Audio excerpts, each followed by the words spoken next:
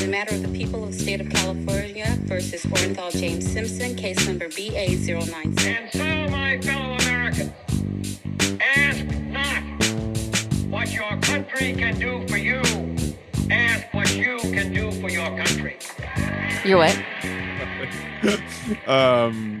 We are back, Taylor. We are back. It is Hello. round 2, the second episode. This is your episode. It's going to have to do with some appendages or vestigial limbs or vestigial parts of the human body or something along those lines, I assume. No.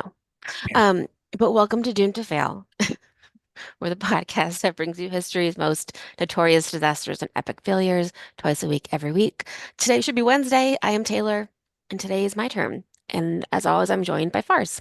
Hello. Always. Hi, Taylor. Hi. Are we going to play guess the topic today or no? No, I mean, it's the one that you thought I was going to do last week. Damn it. All right, fine. It's a good one. It's really fun. Yeah. No, it's not So- fun, No, it's not fun. but it's interesting. It's actually very sad. Yeah, but it's interesting. Cool. So I'm going to talk about the Challenger explosion in 1986. And I read the book The Challenger by Adam Higginbottom. He's the one who wrote the book Chernobyl, which I've read as well. So just like really good historian talking about this crazy time. So we'll talk a little bit about space, the people that were on the Challenger, like what happened and what happened afterwards.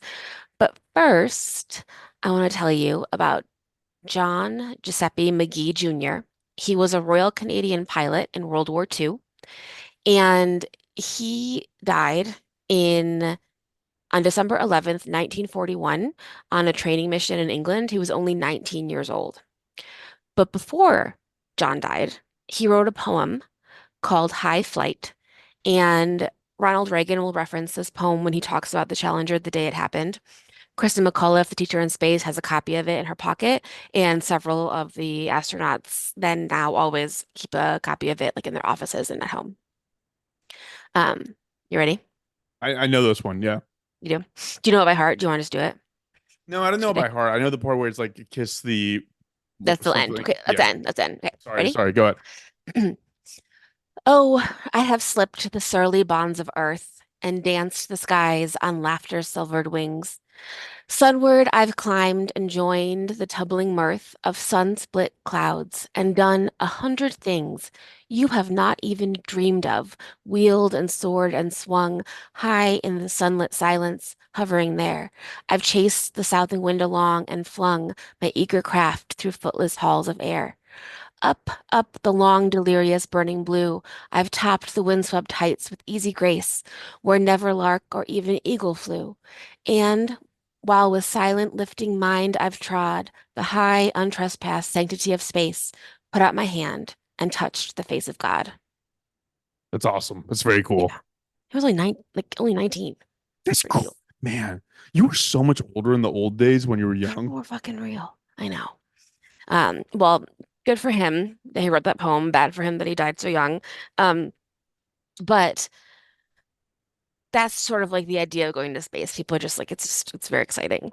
There's so many other space episodes that we should do. We should definitely talk about Wernher von Braun, the Apollo 11, the Apollo 13, the Columbia. There's tons of stuff that happened in Russia, so I'm sure that there'll be more that we talk The about. Russian stuff is freaky. I know. Like You don't even who know even what they knows? did. Yeah. Exactly. Yeah. No, exactly. So I'm sure we'll talk about more of that. But today we'll talk about the space program in America. Who was on the Challenger, the teacher in space program, who made the Challenger, like physically, like what it was, the components, and who raised alarms, and then what happened on January 28th, 1986, and a little bit of the aftermath. So up until like the 70s, space is very heroic, right? Like it's white guys, they are military heroes who are going up into space, and there was like this idea of an astronaut, right? You can picture him. It's like John Glenn going up to space. You know, everyone's like a hero. But as we like roll into the 70s, there's shit happening on Earth. There's Vietnam. There's, people are getting to get disinterested. They like went to the moon. Cool, like we're kind of good. They didn't really want to do anything else, and NASA was about to lose a lot of funding because people were starting to be like, this is a little bit frivolous to spend money on this when we have our own problems here. Right. Um, and so NASA starts a new space shuttle program. It will run from 1972 to 2011. So they contract with a company called Rockwell International, which has since been divided up. But essentially, what they do is they make the parts, and they have other companies make the parts, and then they ship them down to Florida, and they put them all together in one spot. Right. Um, this is a quote that is possibly from John Glenn. The internet's not sold on it, but they asked John Glenn, been to the moon, what he thinks about when he's in space, and he says, quote, "As I hurtled through space, one thought kept crossing my mind. Every part of this rocket was supplied by the lowest bidder," which is funny and true. That is kind of scary. I Yeah, didn't think about that. no, not great. Um, and so they were playing with some designs. The idea was to make a reusable shuttle that could go on many flights. They wanted to do like several flights a month. They wanted it to be something that people could like potentially buy tickets on, like they're doing kind of now, but like they wanted that in the early 70s. Um, and so it was the orbiter, which is where the cabin sits, like the people are where you sit when you're, taking off or whatever, and then also where you like do your experiments in the back. There's that piece of it, and then everybody can picture this. And there's two solid rocket boosters, which are like the things that like push you off the ground. Those are white on the sides of the actual shuttle, and then behind it is the orange fuel tank. So that big orange thing is the fuel tank. Make sense? Yeah. Yeah. If you're, I mean, our generation has this like picture in their mind that's been memorized at this Yeah. point. I guess if you're younger, yeah, You may not know, but that's it. what it looks Yeah. like. The first one was the Enterprise. I actually I saw the Enterprise when it was flying into New York City in 2012. Do you remember that? It like got a piggyback ride, Yep. Yep. I feel like I and saw it too, but I might have just been like recreating other people's memories. maybe. But I mean, I worked at a hedge fund, and our office overlooked Central Park. It was gorgeous, and so it like flew by Central Park a couple times, and now it lives on the Intrepid, which is the Air and Space Museum, or just like the Air Museum in New York City. It's on an aircraft carrier outside of it. Um, But the Enterprise was mostly just for test, so that one didn't go to space. It did some like flying. They had a bunch of things where they had to, you're trying to make something that's reusable, and they get really beat up going into space and coming back, you know. Yeah, they So look it. yeah, so they had to like try a whole bunch of things. So they use Enterprise for testing. The other ones were the Columbia, the Challenger, the Discovery, the Atlantis, and the Endeavour. The Challenger was originally just for testing, but they needed another one, and it was easier to make the Challenger into a working ship than the Enterprise. So the Challenger became one of the official part of the fleet. It was named after the Challenger expedition from Britain in 1872, and the Apollo lunar lander from 1972 was also named Challenger. So they reuse names a lot. They're not very good at this. That's the Challenger Deep. That's when they discovered the deepest part of the ocean. Yeah, Yes. get more names. You hear, call Taylor. She'll come up with ChatGPT. Remember that one episode of doing last podcast when they're like, come up with fake names. You just like started rattling off fake names. I'm so bad at coming up with fake names. And I do ask ChatGPT for fake names because I'm really bad at John Sampson, John Anderson, Thomas Anderson. it. But the Challenger went to space 10 times. So it went to space many times. It had successful orbits and landings. It orbited the Earth 995 times in total. That's right. Yeah. So it wasn't brand new, you know. Yeah. Um, so another thing so they needed new ships, a new fleet. They also needed new astronauts. So they needed to start reaching out to people who like maybe hadn't been in the military or maybe didn't fit that like exact white guy mode. Um, so the Challenger is going to have a really diverse crew, and there's going to be a lot more diversity, not a ton of diversity, but like more than nothing in NASA during this time. These people are so freaking smart. Their spouses are so smart. Like everyone has like several degrees. It's just like very, very, very, very incredibly smart people.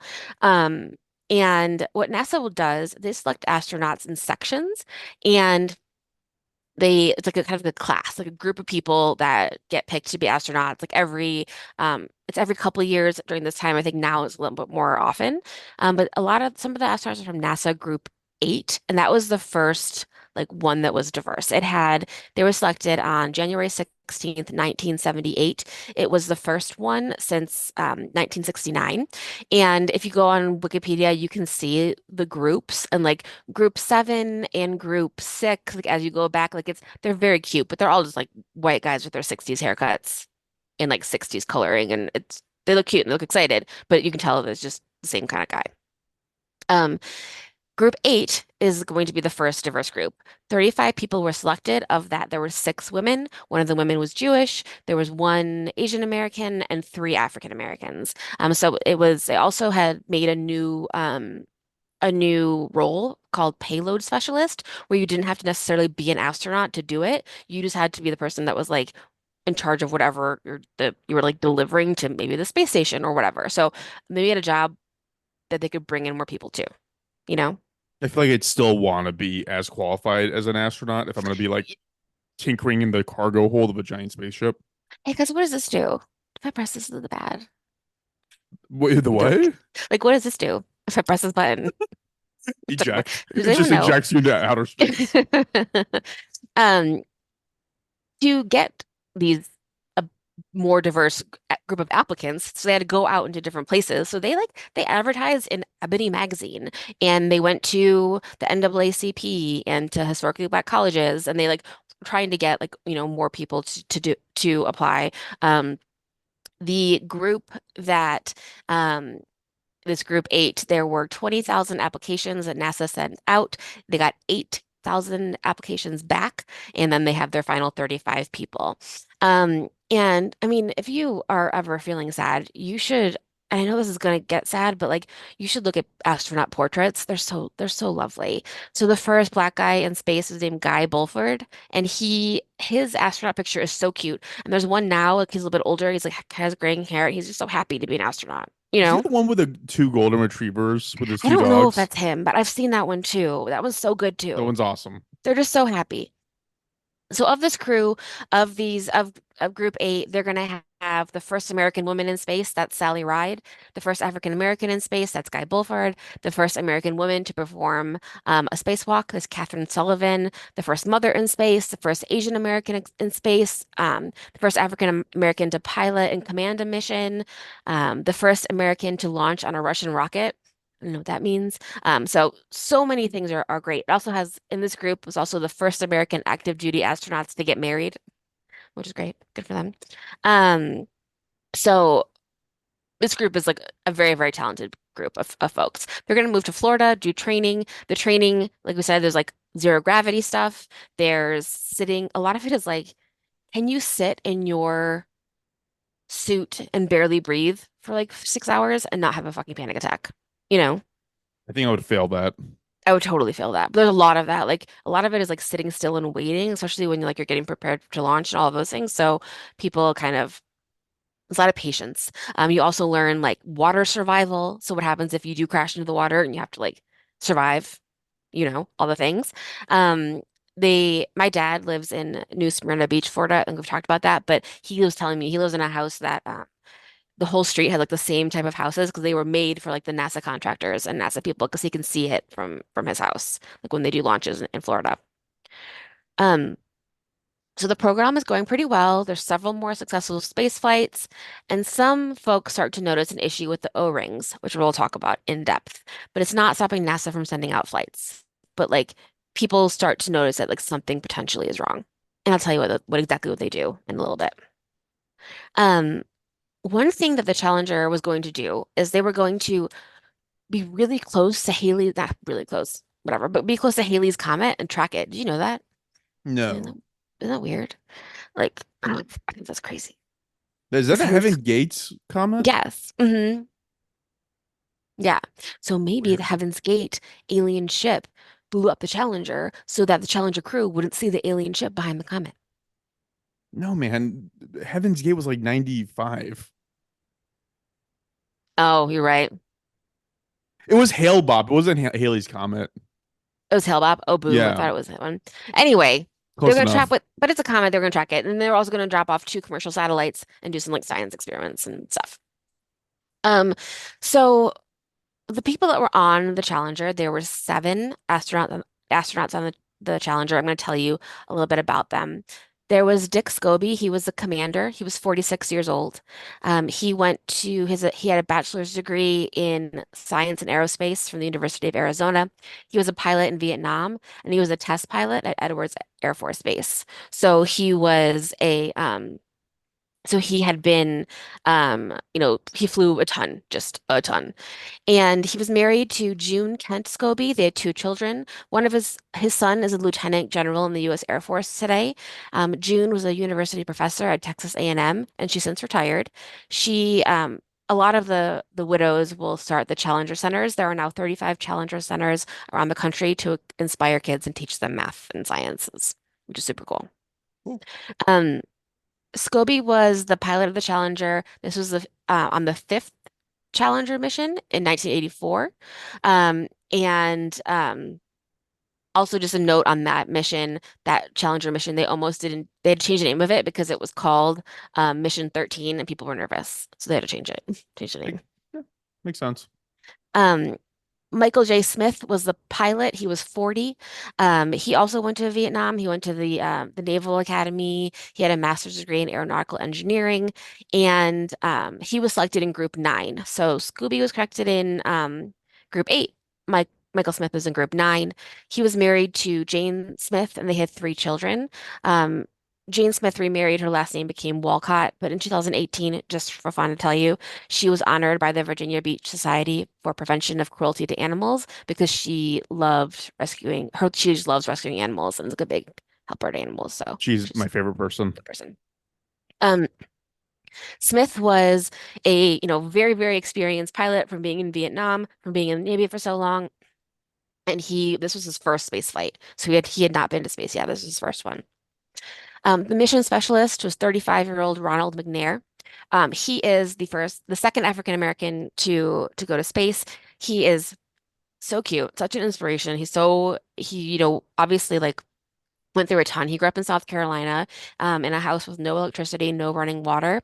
In 1959, he was just a kid. He refused to leave a library because they wouldn't let him take a book because he was black. And the police and his mother ended up being called, and he ended up being able to integrate the library, and they started giving books, like letting anyone get the books. I feel like we That talked lib about this. we might have. We might have. The library building that was in is now named after him. Um, I counted 24 schools named after him on Wikipedia. Like, there's so much stuff named after Ronald McNair. He graduated as valedictorian from his high school. He has a PhD in physics from MIT. One anecdote in the book that I read was that at some point, all of his research for his PhD was stolen for like 3.5 years of research, and he started over and just like got it done really fast. Like he was very like, I'm going to persevere and I'm going to do this. He was also part of the Group 8. He had a bunch of hobbies. He played the saxophone and did like karate and martial arts. He played his saxophone in space on his first flight, but the recording of it got lost. So there's pictures of him playing a saxophone in space, but there's no recording. For the Challenger flight, he was working with a French composer for a new song that he would play live from the spaceship while the composer was like having a concert. And that composer said, quote, Ron was so excited about the piece that he rehearsed it continuously until the last moment. May the memory of my friend, the astronaut, and the artist, Ron McNair, live on through this piece. He like plays the song they wrote together, Very which is sweet. sad. He was married to Cheryl Moore McNair. They had two children. Um, Cheryl's LinkedIn, says that she is the founder and executive director of the Dr. Ronald E. McNair Educational Science Literacy Foundation. So she's doing a lot of work in education as well. And he had already been on the Challenger. He was on the Challenger's fourth flight, so this would be his second time in space. Um, Next, we have Ellison. Ozanuka. He is the first Asian American in space. He's 39 years old. He grew up in Hawaii and earned a bachelor's degree in aerospace engineering from the University of Colorado. He was the la another one from the group eight. He was a flight tester for the Air Force, and there's many streets that are named after him. There's a street in LA. There's airports in Hawaii. His body was actually taken back to Hawaii to be buried. He was married to Lorna Onizuka, and they had two daughters. He was a soccer coach. He coached their soccer team, and he took the soccer ball into space on the second Challenger flight, and it was recovered in the ocean. And another astronaut in 2017 brought it back to space. They For found his body? I'm going to tell you about it. Okay. Yeah, but they found the soccer ball. Yeah, a Crazy. soccer ball isn't made of like just water and it explodes on anyways, go ahead. Um, so this was the second space flight. He was on the Discovery about a year earlier. Um, Next we have Judy Resnick. She was 36 years old. She was a mission specialist. She's like so freaking whip smart. She was smart like immediately when she went to school. They were like, this girl is really, really smart. She had a Bachelor of Science in Electrical Engineering from Carnegie Mellon. She had a PhD in Electrical Engineering. She was one of the group eight as well. So when she was trying to decide if she was going to do it or not, she got found in that call to like get more women out into space. Um, she met with John Glenn. He was a senator in Ohio where she lived, and he told her that she should do it. So she became a pilot and started to get ready. I know this isn't part of it, but she's cute as a button. She just looks really fun.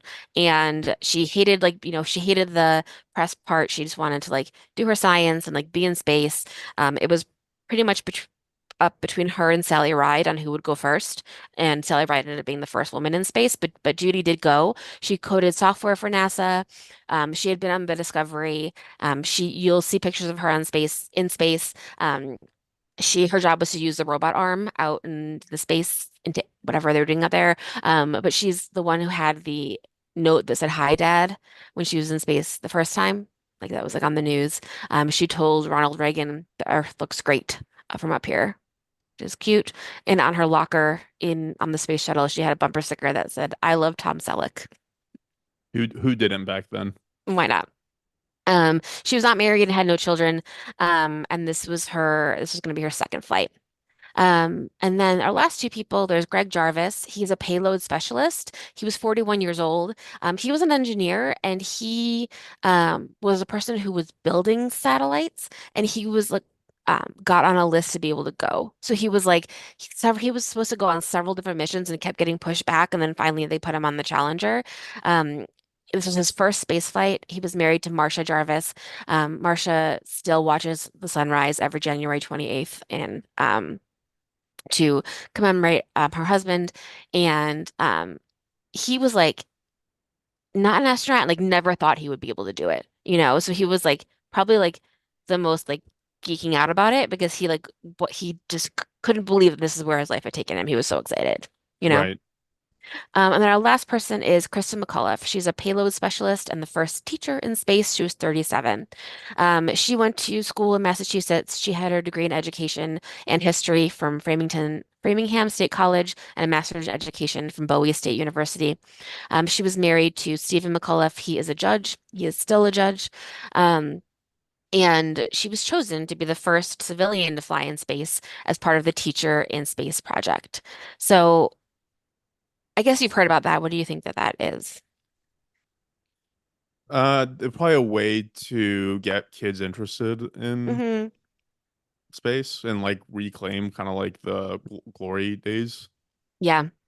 And really, they were trying to figure out who they wanted to go. They wanted civilians to like be invested and think that they could possibly go someday, you know? So they were thinking should they have like a journalist or a artist or, someone join, but they ended up on a teacher. And um, Ronald Reagan announced it in 1984. It wasn't officially canceled until 1990. It is now it's back. It's called the Educator Astronaut Project. And in the 2000s, three educators, went to space and during the program. One of them, Dorothy Metcalf Lindenberger, this is hilarious. She's the first person to graduate from space camp and actually go to space. Wow. Out Is of that all those kids. out of all those kids, which is so fun. But for the 1985, there were 11,000 applicants.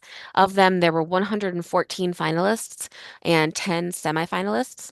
The final 10 were flown to DC, where they were training and doing, getting physicals and just like, making the last things, last interviews and such. Um, Kristen McAuliffe was officially announced as the teacher in space on July 19th, 1985, in a press conference by Vice President George Bush. Um, Krista and another woman, Barbara Morgan. Barbara was the runner-up.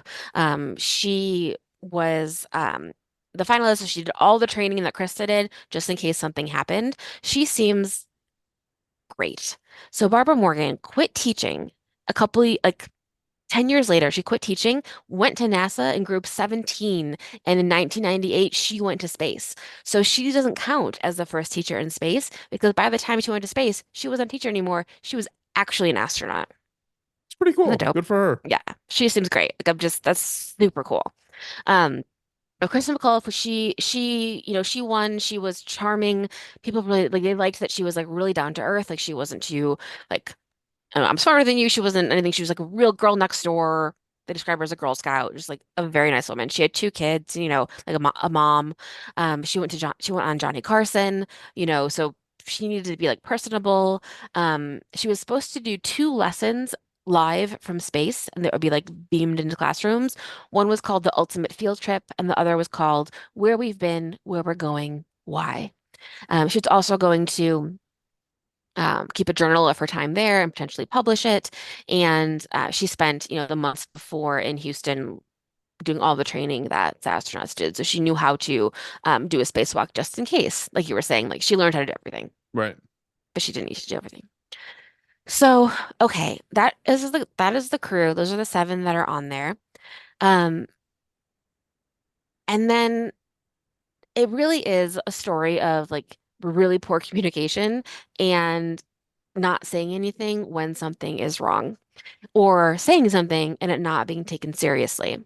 And something that had happened in the past like 10 years or so, that was kind of on the minds of these engineers and these like shipbuilder people, was the crash of Turkish Airlines Flight 981 in 1974. It was a McDonnell Douglas DC-1010 plane, and this was the worst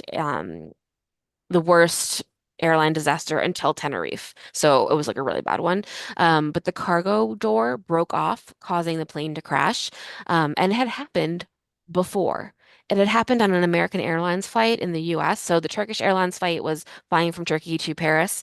But the American airline flight in the US, they the door had fallen off because it was hard to lock. Like something was wrong with it, and the pilot was able to land the plane safely. But they knew it was happening. An engineer, Dan Applegate, wrote a letter being like, "We have to fix this." And basically, they were like, "It's too expensive," and they ignored it. And then it happened again, and then they fixed it. You know, Was like the American Airlines one a McDonnell Doug? Was it the same plane? yep, it was a McDonnell Douglas DC-1010. Yep. Got it. And the people who had closed it, they were like, it was really hard to close. I'm like, but it wasn't closed all the way. But it also didn't like the light didn't go off that it wasn't closed. Right. So all those things. So like there's like, a history of this happening probably forever. Um, and like if you know anything about the Challenger, it's the O-rings and the solid rocket boosters. They failed to expand correctly and like keep the pieces together, and that's what caused the explosion, but I'll tell you what that means again. Um, so again, the way that the shuttle looks, cabin, SRBs, fuel tank, orange, big, big and orange SRBs. So the solid rocket boosters provided the boost. So those are the ones that are going to like push the rocket off the ground and they fall off. So you do expect stuff to fall off of a spaceship, you know. Um, So they fall off and then they find them in the ocean and they reuse them. They were built in pieces by a company called Morton Thiokol in Utah. They were, I think that some of the manufacturing was done by the Fundamentalist Church of Latter-day Saints. Hold on 1 second. Yeah, that was weird. Sometimes when Luna freaks out, it's like that was unusual. And I went to the front door and the front door was wide open. You should take a look at that. That's happened to you before. And So we were just talking about doors not closing and people dying, so well, what happens is that the house is like moving on the hill, you know? And so every now and then if I close the door but I don't lock it, the latch doesn't hit, right? mhm, And I guess I came in and just didn't lock it. I Hopefully. guess. Or Hopefully. or I'm about to be killed. I hope you don't. Thank you. Mhm. Okay, sorry, go ahead. Okay. So solid rocket boosters built by Morton Thiokol in Utah. A lot of it is done by the fundamentalist Mormon Church, which is interesting, just an aside. They shipped the pieces separately and then put them together. So each section of a solid rocket booster was put together and then sealed with an O-ring. So an O-ring's like kind of like a rubber washer that you would put on um anything Right. that you are like a pipe. But they are the dimensions of this are like kind of unfathomable to me, and like the consequences, like it's just such a small number. So the entire thing is the diameter of the rocket booster. So it's has a 20-foot diameter, which is like across the circle, right? But then it's only 0.280 inches thick, which is 7 millimeters. So it's like so small, Yeah, it's like paper thin. paper thin. It's crazy. So at first, the O-rings were listed in like the list of importance as critically 1R, which means that they if one failed, the another one would be behind it, so they had a redundancy. So it wasn't critical that the first one worked. So it wasn't like people didn't it wasn't something that it had to work in order to go because they thought the second one could fix it. Later, it's going to be put into just R because it has to work. One of them has to work. There's no guarantee the second one will work. They would put two in and then put putty between them to kind of just like seal that part, those two parts together. In the 1970s, in 1977, they found that the O-rings could move point 0.52 I'm sorry, not even 0.52, 0.052 inches, and that could cause them to erode because it would cause gas to come out of the booster and damage the O-ring. Right. So like just an insanely small movement. Margin of error is like very low. So low.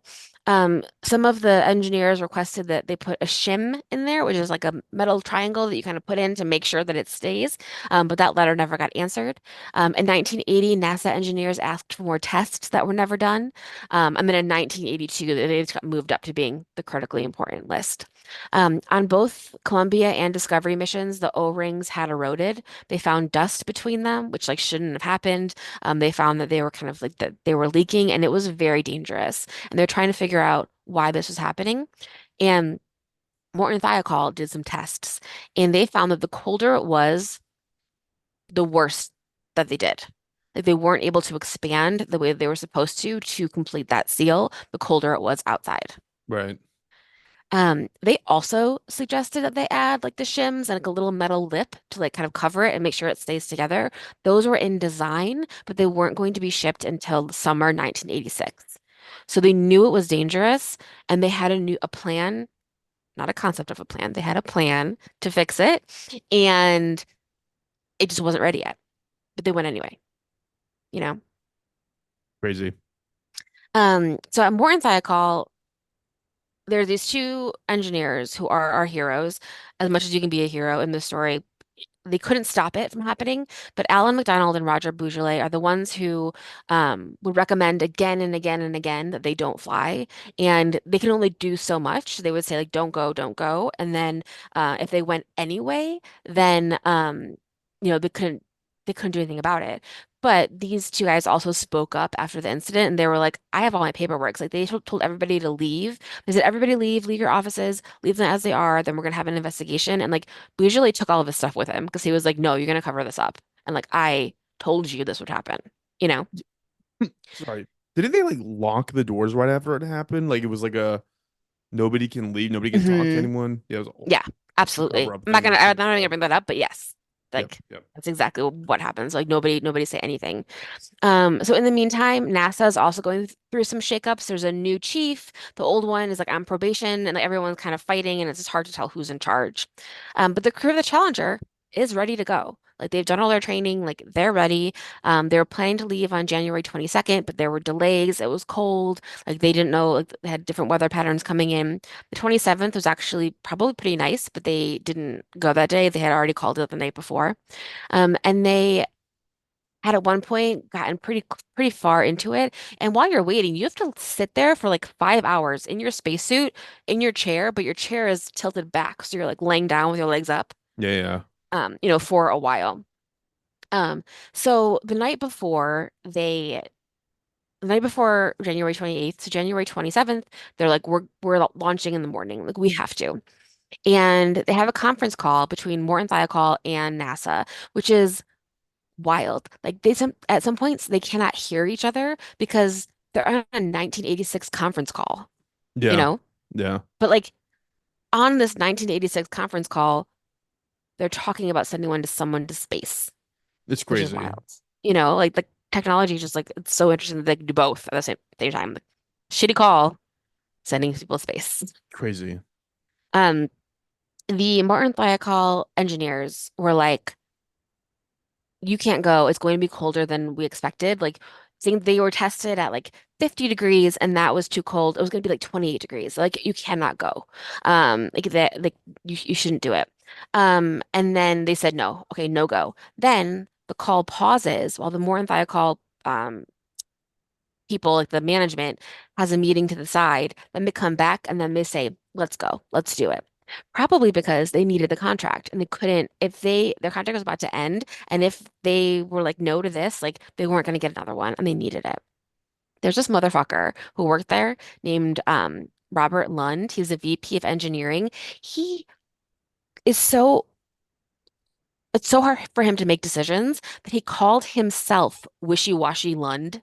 Like he called himself that. And then when they said, why are you changing it to a go? He goes, oh, I'm just wishy-washy Lund.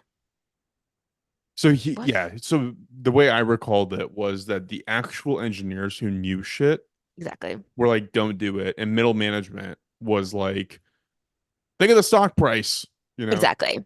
Exactly. So they say yes, and then NASA goes to the team, the people on the NASA people on the call go to the team lead and they say, Morton Thiokol says yes. They don't bring up any of the issues. They don't bring up the weather. They don't bring up the O-rings. They're like, they say yes, we're good to go. And then NASA says, great, then we're good to go too. They knew it would be cold, so they do the things where they like run the taps, to like make Yeah, sure that yeah. like the pipes don't freeze. But then that caused huge icicles to be all over the launch pad and all over the ship itself. Um, so they were able to be like, ice is probably fine, probably not an issue, but it wasn't even the ice that would be the problem. It was just the cold in general, Right, right. So the way that they're waiting in there to go, the way they're sitting in there, there are 7 seats. There are the first deck is the flight deck. So if you're in the flight deck, you're going to be in the front of the thing. You're going to be able to see out the window. There is it's Scobie, Smith, Onizuka, and Resnick. They're the four. They're in the front.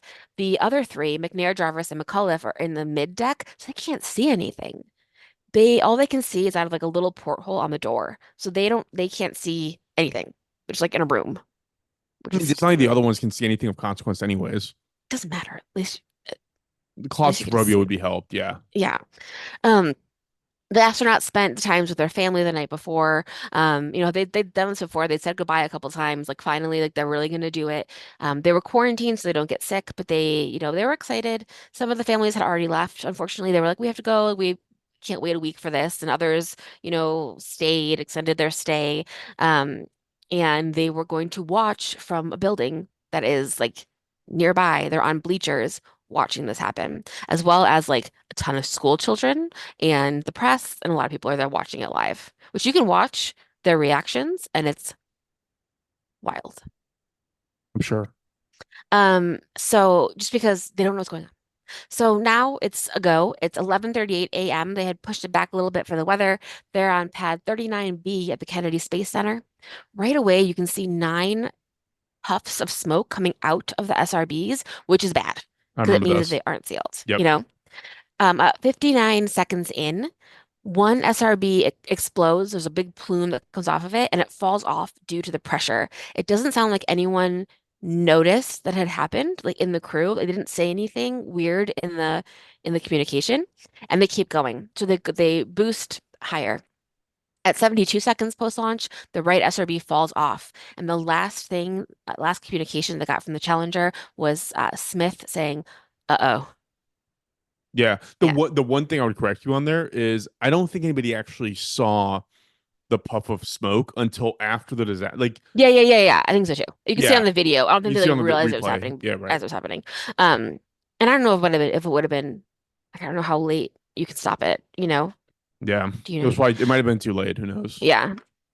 So the jolt caused the top of the fuel tank to come off, and then there's fuel tanks in the fuel tanks, and they crash into each other, causing 3 million pounds of force to push the entire thing, which caused the other SRB to fall off.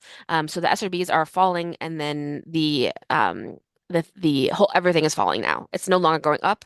Like they are falling off way too early. And the SRBs would get self-destructed at T plus 110 seconds. So already like less than 2 minutes in, like those are going to get destructed because they could have gone anywhere because they were way too low to have already gotten off. But they're going like past the speed of sound. They're going incredibly fast right now. Like even if there were a way to like eject at this point, like you would die.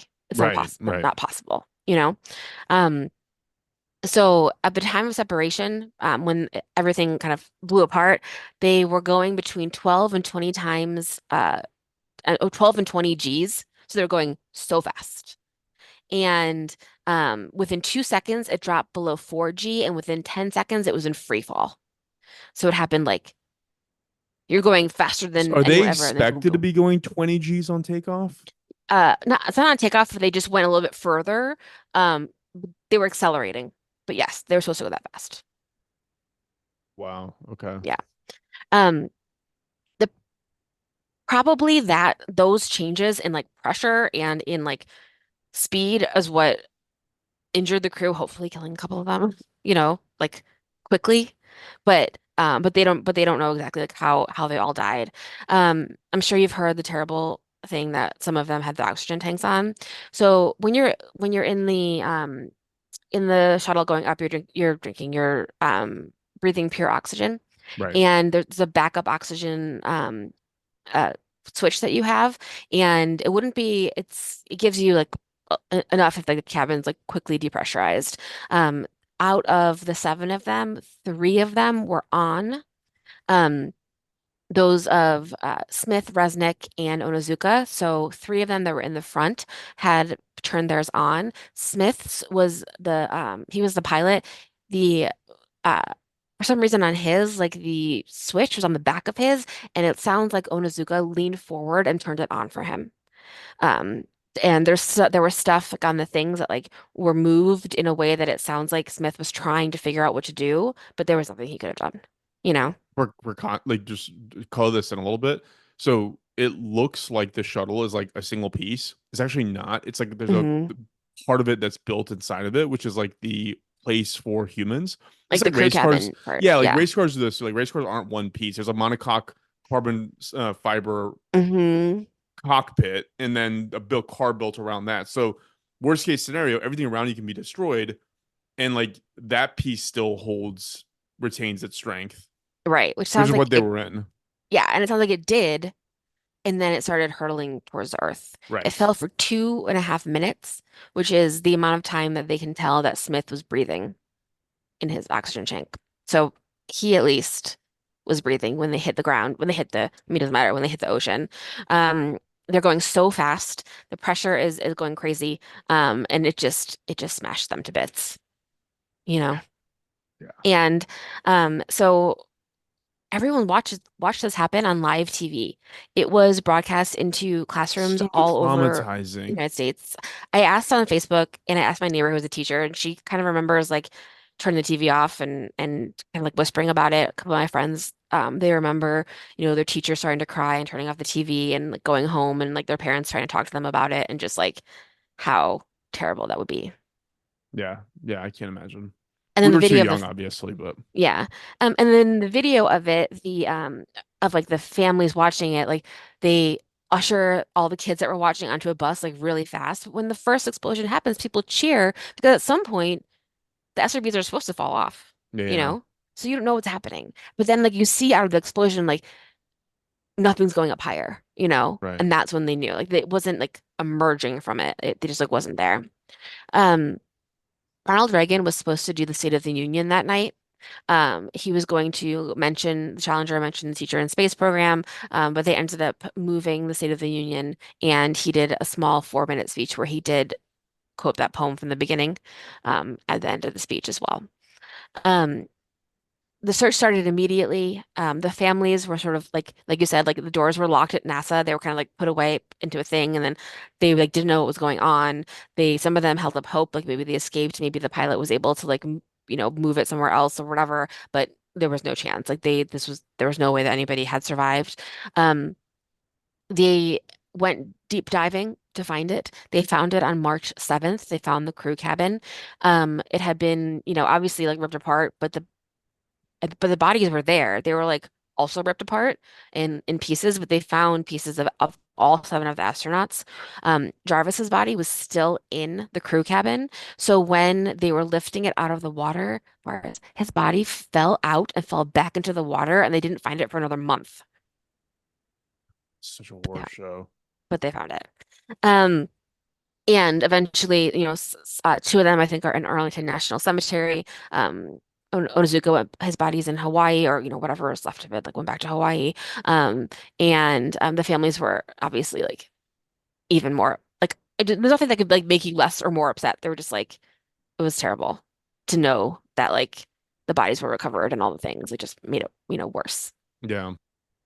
Um, so the commission that was the ones um who reviewed it was the Rogers Commission. At first, it was kind of commissioned by NASA, but then they were like, no, like you guys aren't giving us access to everything. Like we don't believe you, like all those things. So now it became like an independent commission. There was a Nobel Prize winning physicist there, and he demonstrated the rubber not going back to size when it was cold, which I feel like totally makes sense. Yeah. Like rubber is more malleable when it's hot, you know? Right. Um, and the report was harsh. It recommended a lot of changes. One thing they were like, they were planning to have like 2 launches a month and like make it a big thing, and they just weren't ready. So they were like, NASA was like giving itself a lot of pressure. Um, and it took almost 3 years for the space program to start up again. It was a bit of groupthink, a bit of communication errors, just like all sorts of things that made it um made this happen. You couldn't get to the right person, the right information to be able to make the correct call to not do it. Um, the astronauts that died, there's, buildings and streets and craters on the moon and asteroids and rovers named after them. And they'll probably, they use their names over and over again and all these things to memorialize them. Um, the families sued, obviously. Michael Smith's widow sued NASA, but it was dismissed because he was a Navy officer and they were like, he knew the risks. So she sued Morton Thiokol and got money from that. Other families sued Morton Thiokol and NASA. Judy Resnick's parents did not file a claim. They just kind of wanted to be left alone. They were just Yeah. like, we don't want anything to do with this. A group of families settled, which kind of sucked. It sounds like they got a shitty deal. Morton Thiokol paid out $7.7 million to them, but it was like between 3 families, and it was like, I don't know, they could have gotten a better deal. They would have like gone to court, whatever. Right. NASA ended up paying $26.6 million to the families of the astronauts kind of after it was all over and whatever. Um, and that's it. So I remember this a little bit differently. Okay. So I remember this being the fault of NASA more than the fault. Well, it was Morton Vicol had the What I call it ultimate with a T. authority. Yeah, they had the ultimate authority to yay, nay, up, down, vote on this, and NASA would have to do whatever they said to do because they were the Hmm. engineers in charge of building the actual O-rings. But from what I recall, this was a downward pressure situation where NASA was like, we can't delay this.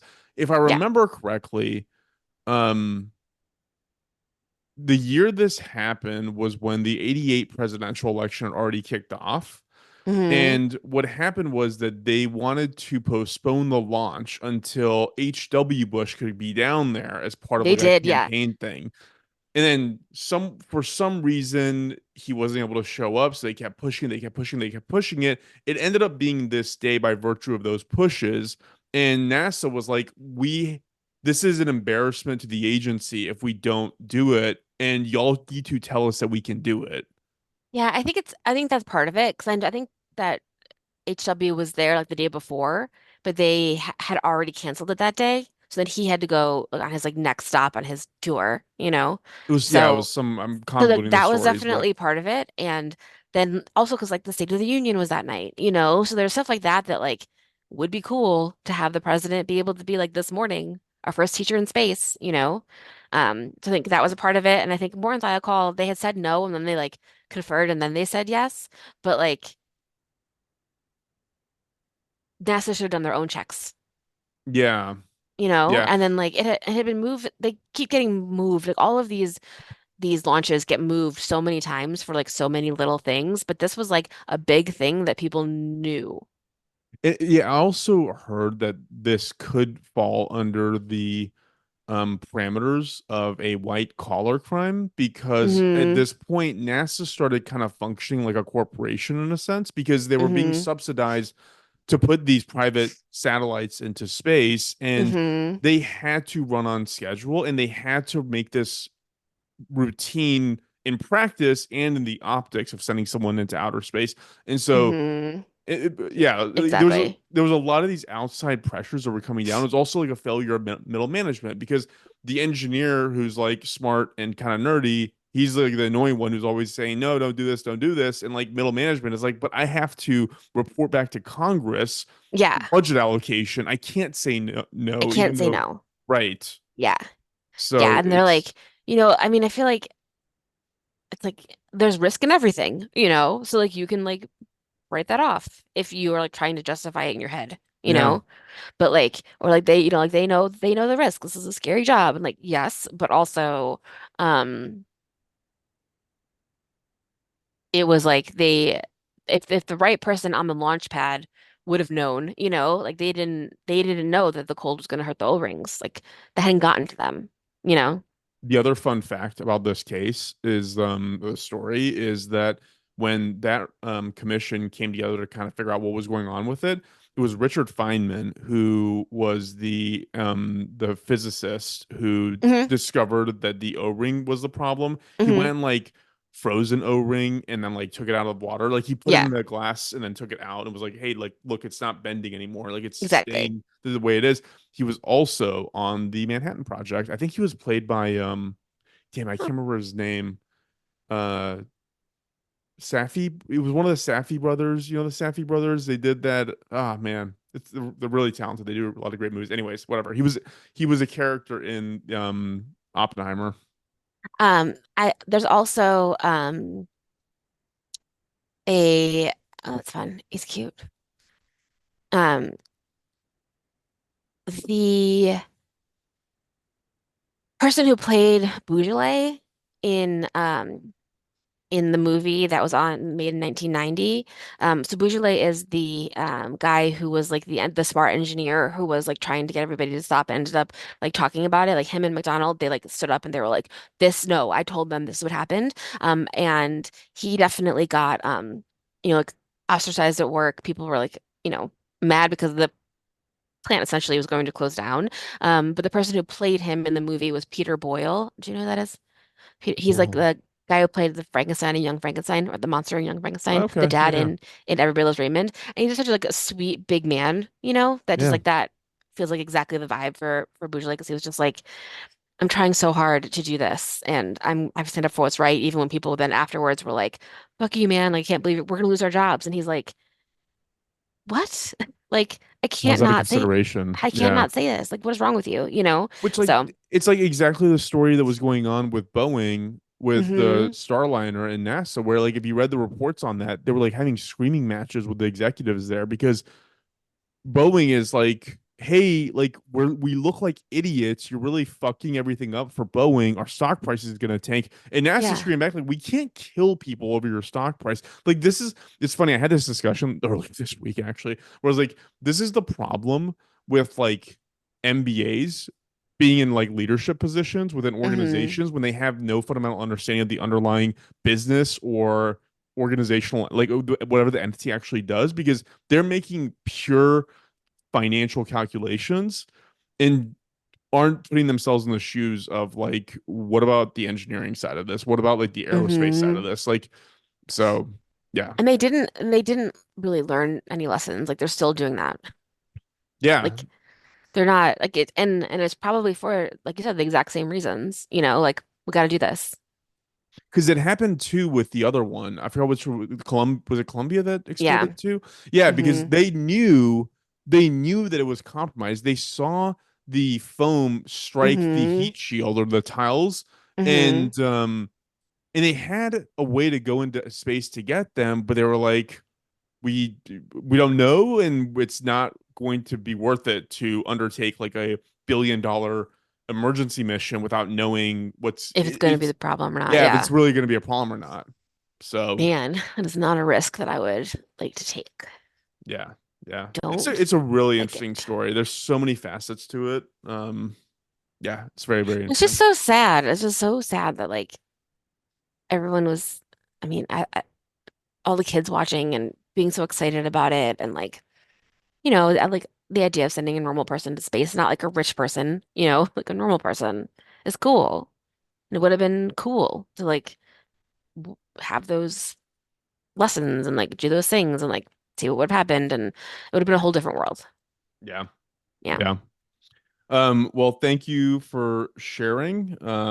Yeah, really, really interesting story. Yeah, I went and saw the uh what's the one, is it Endeavor that is in LA now? Yeah, I think I saw that too. Yeah. Yeah. So if you live in LA, the Science Museum there has that shuttle, one of the shuttles. I'm pretty sure it's Endeavor, but it has a shuttle. And it's like just in a hangar and you can go literally walk up to it. You can, touch and it's in front of you. And in April every year they have Yuri's Night in honor of Yuri. Oh God, I forgot his name. The first guy shot into outer space, Gregarian, Yeah, Gregorian. something Yeah. like that. Anyways, they have this party there. So it like starts at like 9 p.m. and they basically turn the hangar into like a club with Oh, like that's a so fun. DJ and drinks, and you're basically dancing. Everybody's wearing space outfits and alien outfits. You're just dancing underneath the space shuttle. It is so much fun. I went there like multiple. I did this like multiple years when I was living in LA. It was like my favorite thing to go to. That sounds really fun. I definitely went and like saw it from below and like all of that and looked at it. Um, ugh, yeah. Crazy. Anyways, thank you for sharing. Anything you wanted to lead us out with? Yes, I just wanted to direct people to our website because I decided to make a whole page on our website about the things that we have done were also in the Billy Joel song "We Didn't Start the Fire."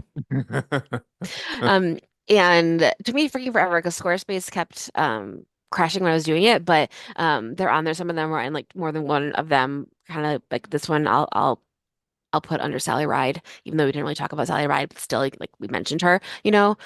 So uh, yeah, that I just thought that was fun to add that to that. So It's Super Default Pod, right? yes, Okay, yeah, and then obviously write to us, studentdefaultpod@gmail.com, all the socials. Um, I didn't know you did this. what this page? I just did it like This is did it this incredible. week. But I was like thinking about it because This is one time I was like, oh my God. incredible. I There's so can't believe many you did parts. this. So we did Joe McCarthy, Rosenberg's, H-bomb, Marlon Brando we mentioned, Communist Bloc, Davy Crockett, Sputnik, Edsel, Kennedy's, a couple things in Berlin, John Glenn. We just talked about him today. JFK, Moonshot, Moonshot. Reagan, Terror on the Airline. We actually covered that a couple times, like the couple different how crazy in the 70s it was to, you know. That is awesome. Very cool. Yeah, Anyway, go check that out. you can pull from that list. It's Yeah, fun. no kidding. Sweet. Thanks, Taylor. Sweet. Anything Thank else? you. That's it. Cool. Go ahead and Cool. cut it off.